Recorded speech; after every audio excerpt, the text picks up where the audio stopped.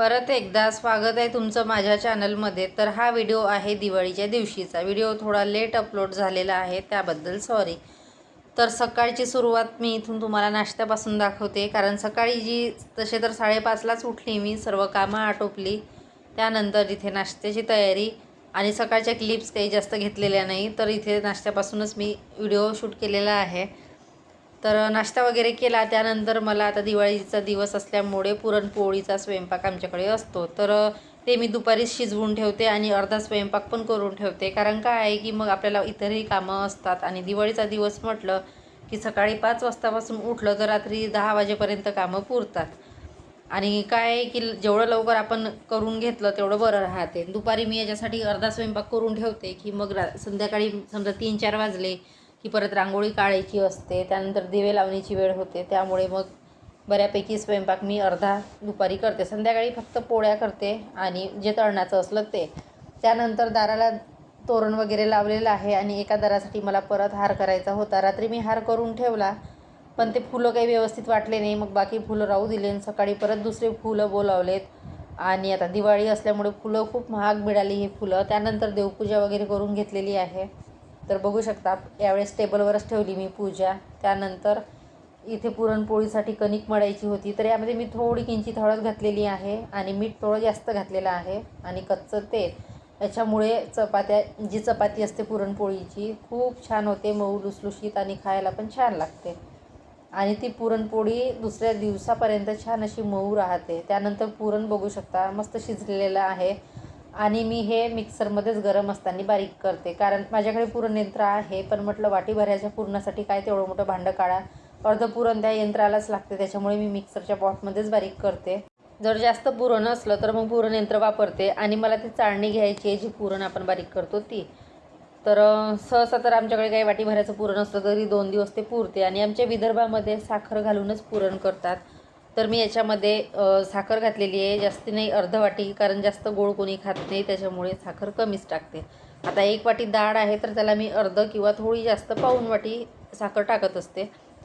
नंतर त्यामध्ये विलायची आणि आपलं काय म्हणतात त्याला, जायफळ याची पूड करून घातलेली आहे. थोडं मीठ, मस्त छान लागते नंतर पुरण. आणि मग पोळ्या करताना परत थोडं चम्मचभर तूप पण घालते मी त्यामध्ये. तर त्यामुळे टेस्ट छान येते पुरणाला आणि साखरेची पण पुरणपोळी छान होते. बरेच जण म्हणजे गुळाची करतात. मला पण ते एकदा ट्राय करून बघायची आहे. मी अजून केलेली नाही, पण नक्की एखादी वेळा करेन. त्यानंतर पुरण वगैरे इथे शिजलेलं आहे आणि संध्याकाळीच मी पोळ्या करणार. म्हणजे देवाला नैवेद्य पण होते आणि गरम गरम खायला पण बऱ्या. आणि पुरणपोळ्या कशा गरमच छान वाटतात. त्यानंतर एकीकडे हे बटाटे ठेवलेले आहे मी इथे, बारीक स्मॅश केलेले आहे आणि बटाट्याची भाजी करायची होती. तर आता फुलाचे हार वगैरे झालेले आहे आणि जे काही वाचलेले फुलं होते ते मला बारीक करायचे आहे. कारण त्याची रांगोळीसाठी मी ते सजावटीला वापरणार आहे, आपलं देवाच्या टेबलजवळ आणि बाहेर. तर आता दुपारचे 12:30-1 होत आलेला आहे आणि अर्धा स्वयंपाक माझा आटपत आलेला आहे. त्यानंतर आता थोडा वेळ आराम करणार. कारण काय आहे की बरेच दिवसभर कामं पुरतात, थोडंसं तरी रेस्ट पाहिजे असते. परत मग तिकडे 3:30ला 4ला मला रांगोळी काढायची आहे. आणि आज आमच्याकडे पावसाचं वातावरण आहे. इतके दिवस वातावरण अगदी छान होतं आणि दिवाळीचा दिवस आहे तर नेमकं आभाळ बघाल तर असं काळशार आहे आणि थोडा थोडा पाऊस पण येत आहे. त्यानंतर इथे करायची होती मला कटाची आमटी. आता आमच्याकडे ही कटाची आमटी सर्वांना आवडते. जेव्हा जेव्हा मी पुरण करते तर ही कटाची आमटी करतच असते. तर वाटण अगदी सिंपल घेतलेलं आहे. 4 ते 5 हिरव्या मिरच्या, कोथिंबीर, अद्रक, लसूण आणि सुकं खोबरं ते घेतलेलं आहे, म्हणजे खोबरा कीस आणि जिरं हे छान वाटून घेतलेलं आहे. मी सहसा ओलं खोबरं असलं तर ते घालत असते, म्हणजे छान लागते टेस्ट त्याच्याने. त्यानंतर अशी जास्त घट्ट पण नाही आणि जास्त पातळ पण नाही, अशा पद्धतीची ती आमटी करून घेतलेली आहे. आमच्याकडे सार पण म्हणतात त्याला. त्यानंतर कढी करायची होती, तर एका साईडला कढी करून घेतलेली आहे. स्वयंपाक सिंपलच करणार आहे मी, कारण जास्त तळण्याचं तर कोणी खात नाही. फक्त भजे करणार आहे, पापड वगैरे तळणार नाही. आणि पुरणपोळ्या आणि कटाची आमटी, कढी, बटाट्याची भाजी केलेली आहे. पण कारण मुलगी तेलकट खात नाही, तिला चपातीसोबत पाहिजे असते, म्हणून ती थोडी बटाट्याची भाजी केलेली आहे. बाकी सार वगैरे हे भातासोबत खाते. आणि अशा पद्धतीने बघू शकता भाजी तयार आहे आपली. कटाची आमटी, कढी पण झालेली आहे. बऱ्यापैकी स्वयंपाक माझा आटोपलेला आहे. त्यानंतर मला परत हार करायचा होता. एकदा राहिलेलं होतं. स्वयंपाक बऱ्यापैकी झालेला आहे. अर्धा स्वयंपाक आटोपलेला आहे आणि आता पुरणपोळ्या व्हायच्या आहे आणि भजी व्हायची आहे. पुरण शिजवलेलं आहे, कणिक भिजवलेली आहे, भज्याचं पण तयार आहे. संध्याकाळी पूजा आटोपली की गरम गरम ते करणार आहे मी. आता काही करून ठेवलेलं नाही, कारण आता जर करून ठेवलं ते थंड होऊन जाईल आणि आता कोणी जेवण करणार नाही, डायरेक्ट संध्याकाळी. त्याच्यामुळे म्हटलं जाऊ द्या. आणि आता हे इकडचं सगळं पडलेलं आहे. आता भांडे पण घासायचे आहे मला. भांडे घासते, त्याच्यानंतर आधी 15-20 मिनटं आराम करते, कारण कंटिन्यू सकाळपासून काम चालू आहे. आणि त्यानंतर नळ येतात, पाणी भरायचं आहे, झाडायचं आहे, नंतर इथे रांगोळी वगैरे घालायची आहे. आणि जे फुलं आहे मी ते बारीक करून ठेवले, त्याचे छान असं काहीतरी करणार म्हटलं. बघू आता कसं होते. तर चला मग पुढे भेटतेच तुम्हाला.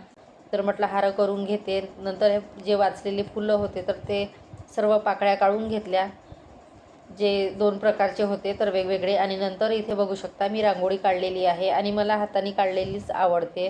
जे छापे मिळतात विकत रेडीमेड, तर त्या रांगोळीपेक्षा आपली हाताने काढलेली खूप छान वाटते. एवढं आहे की थोडा वेळ लागतो, पण ठीक आहे. आपल्यालाही समाधान असते की आपण छान अशी रांगोळी काढलेली आहे. त्यानंतर किचनचं जे दार आहे तिथे पण मला रांगोळी काढायची होती. त्या साईडला पण काढून घेतलेली आहे. दोन्ही साईडला काढायचं म्हटलं, कलर भरायचा एकला वेळ होतो. कमीत कमी मला रांगोळी ते करायला 1 तास लागलेलाच. त्यानंतर परात घेतली, त्यामध्ये पाणी घातलं. त्यानंतर इथे फुलाच्या पाकळ्या छान अशा घातलेल्या आणि त्यावर मी दिवे लावणार आहे. तर अशा पद्धतीने काढलेली. आणि साईडला पण जे कॉर्नर आहे तिथे पण फुलांच्या पाकळ्या आणि रांगोळीनी छान असं डिझाईन काढलेलं आहे. तर बघू शकता दोन्ही दारामध्ये रांगोळी वगैरे. तर आता 5-5:30 झालेले आहे. त्यानंतर पाण्याचे नळ आले होते, पाणी वगैरे भरून घेतलं मी. नंतर आता 6-6:30 झाले. दिवे लावलेले आहे. दिवे लावायची वेळ, तयारी माझी अजून व्हायचीच होती. किती लवकर केलं तरी आपल्याला घाई गडबड होतच असते. तर आधी हे मी जे तेलाचे दिवे होते ते लावून घेतले, नंतर तयारी केली. तयारी अगदी सिंपल अशी केली, कारण जास्त वेळ नव्हता आणि 7पर्यंत आम्हाला पूजा करायची होती. त्याच्यामुळे घाई गडबडीमध्ये तयारी केली. आणि इथे नंतर मी हे पाण्याचे दिवे रांगोळीवर ठेवले. त्यानंतर इथे पूजेसाठी फुलं वगैरे पानं काढून घेतलेले आहे आणि पूजा करायची होती. आणि इथे पूजेसाठी आम्हाला हे कणकीचे दिवे वापरावे लागतात, जे की 5 दिवे करते मी. आणि त्यामध्ये वाथा घालून तेल थोडं घालून ते दिवे तयार करायचे असते. याच्याने देव ओवाळत असतो आम्ही, म्हणजे आमच्यामध्ये तरी असे करतात. आणि त्यानंतर इथे मला फराळ काढायचा होता. तर इथे चिवडा, चकली, गोड शंकरपाळी, खारी शंकरपाळी आणि बालुशाही, शेव हे मी सगळं ताटामध्ये काढून घेतलेलं आहे. त्यानंतर बघू शकता छान असे दिवे ठेवले आणि बाहेरचं किती छान दिसते, लाईटिंग वगैरे लावलेली. त्यानंतर आपली ही रांगोळी दोन्ही दारामध्ये अगदी छान वाटते. थोडं दगदग होते या दिवशी, पण तरी पण ते संध्याकाळचं जर हे दिवे वगैरे लाईटिंग पाहून एकदम छान वाटतं आणि उत्साह पण वाटतो. थकवा इतका वाटत नाही. त्यानंतर इथे पूजा वगैरे करून घेतलेली आहे. आता नैवेद्य दाखवायचा होता मला, तर इथे मी कटाची आमटी गरम करायला ठेवली आणि केस मी बांधून घेतलेले आहे, कारण गरमी खूप होत होती आभाळ असल्यामुळे. सकाळी तर पाणी आला, पण इतका काही पाऊस आलेला नाही, थोडाफार, पण असं वाटलं की खूप येईल. त्यानंतर इथे भजे वगैरे करून घेतलेले आहे आणि गरम गरमच खातात आमच्याकडे, म्हणून मग मी ते वेळेवरच करते. तर अशा पद्धतीने आजची दिवाळी आमची साजरी झाली. आणि फटाके वगैरे काही फोडले नाही जास्त, तर तो व्हिडिओ काही मी शूट केलेला नाही, थोडेफार फोडलेले. आणि त्यानंतर इथे पुरणपोळ्या केलेल्या आहे. तर जास्त नाही, 3 पोळ्या करायच्या होत्या मला, कारण मुलगी तर खात नाही ती, मग आम्ही दोघापुरत्याच केलेल्या. आणि बाकी पुरण मी फ्रीजमध्ये ठेवून दिलं, मग दुसऱ्या दिवशी करून देत असते परत त्या. तर अशा पद्धतीने पुरणपोळ्या केलेल्या आहे. आणि मला आता देवाला नैवेद्य दाखवायचा होता.